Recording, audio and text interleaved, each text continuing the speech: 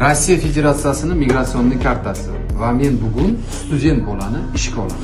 Javohir, qaysi universitetda o'qiysiz? Nechinchi kursda o'qiysiz? Ikkinchi kursda o'qiydigan student bola, mana studentskiy bileti.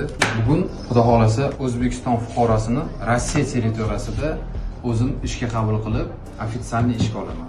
Hozir qo'l qo'yib berdi Javohir. Endi men qo'l qo'yib beraman. Shu bilan Javohir ishga olinadi.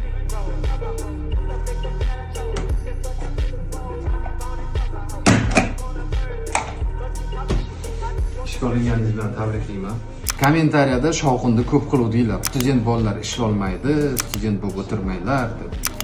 Men o'ylaymanki, bu videoni ko'rgandan keyin dokument sohasida bilib-bilmay gapirgan insonlar o'zini ответini oladi degan umiddaman. Men bu bilan hech narsa dokazat qilmoqchi emasman. Prosta xohlagan yo'lini qiladi. Siz ham ertaga Preobrazovание kompaniyasining uslugasidan foydalanib, bizning kompaniyada ofitsialniy ishga joylashishingiz ham hech gap emas. Preobrazovание kompaniyasi o'z ishini ustasi.